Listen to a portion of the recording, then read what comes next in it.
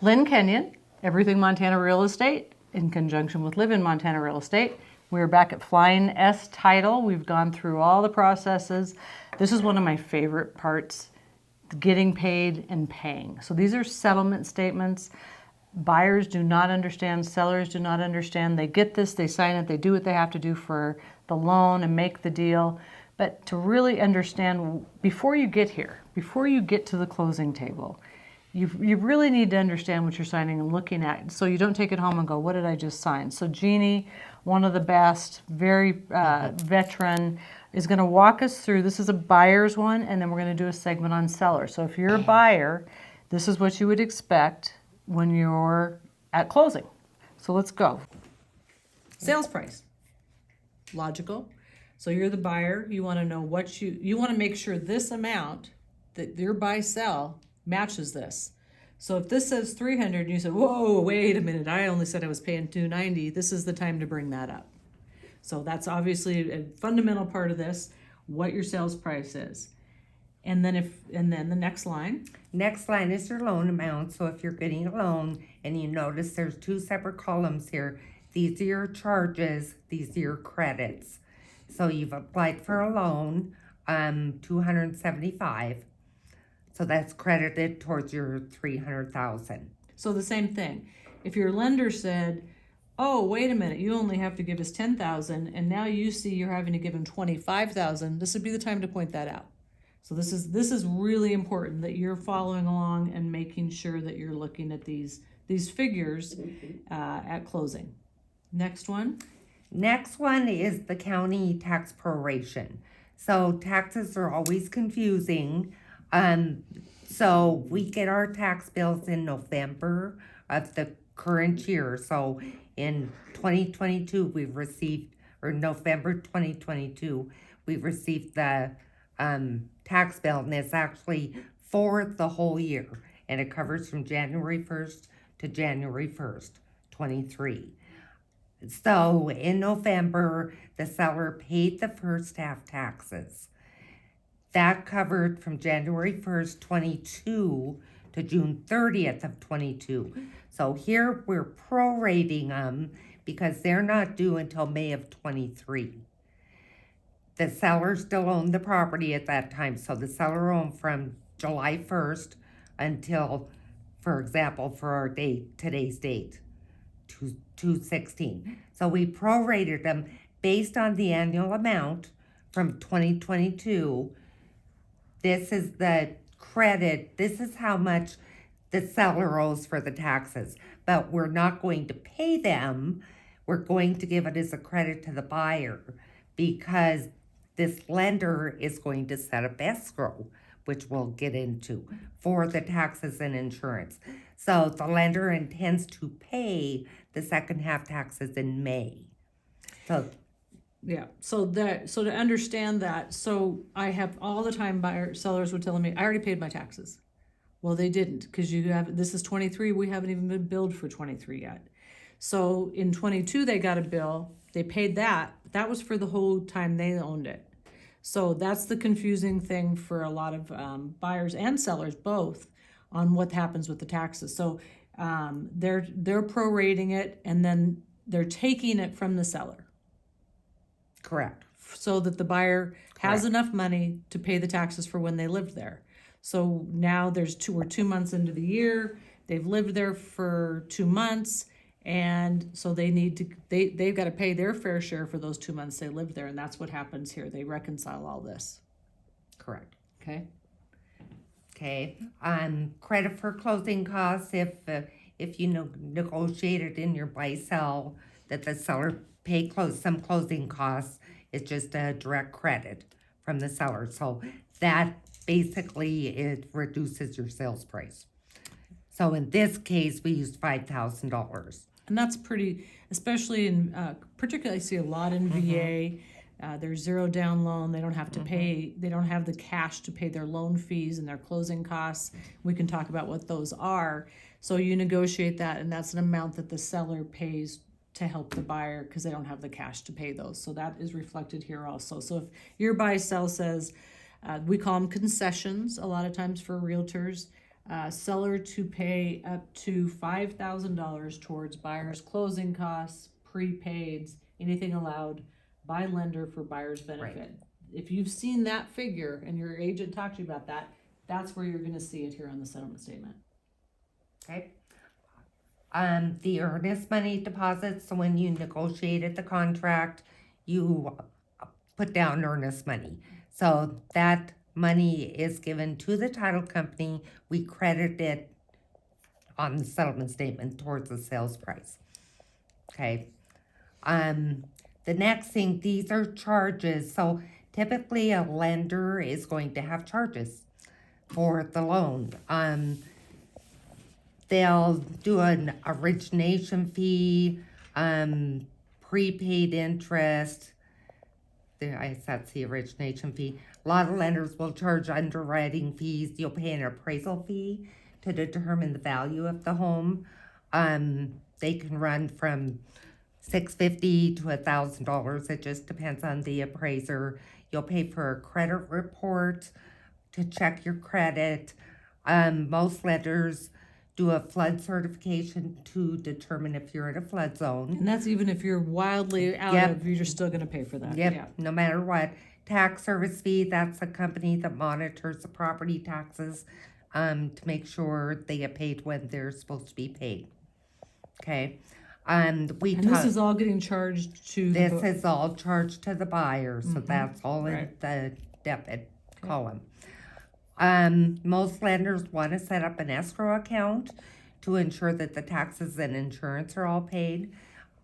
That is based on, typically, they're gonna charge you 2 months worth of taxes to put into escrow. Insurance. Taxes, it just depends on when they are due.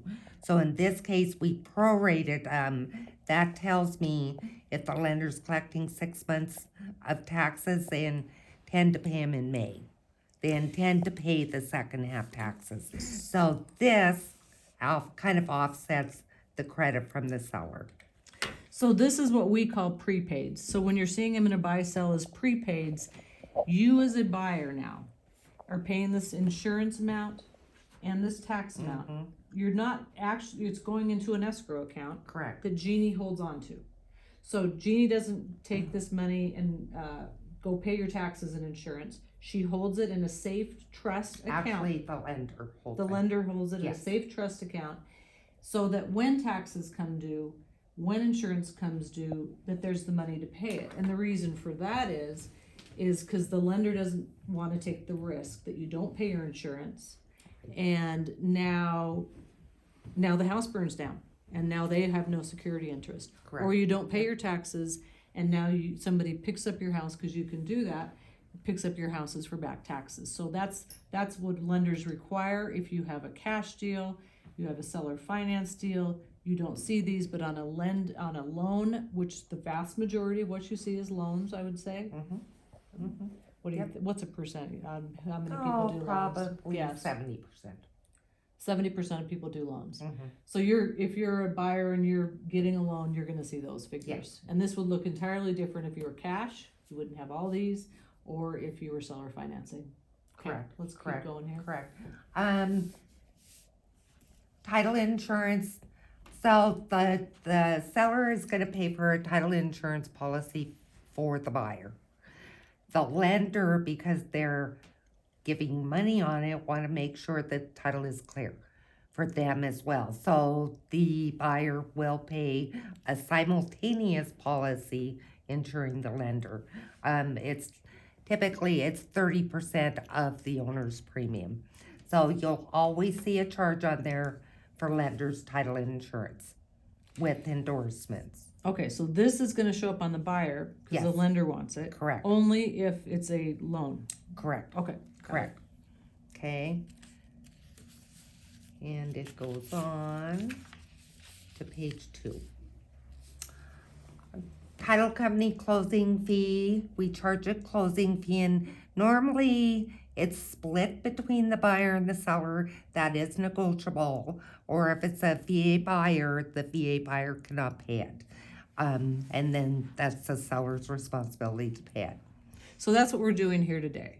So if I'm the buyer, I'm going through all this, and for Jeannie to sit and go through all this paperwork with you, sign off on all of your loan documents, which is a long process, and then go to the courthouse and record it, they're gonna charge this closing fee. So that's gonna be in every, if you're seller finance, if you're lending, you're always gonna have a closing fee. They vary from title company on what they charge. But as Jeannie said, it's typically split unless you're VA. Then it's required by the VA that the seller pays it. Correct. Okay, so now where are we? Okay, so recording fees. The seller will sign the warranty deed, and that's the deed that transfers title. The recording, it costs to record it, so $24. And so explain that. Does somebody from here run down, or how does that get recorded? No, actually, we e-file now.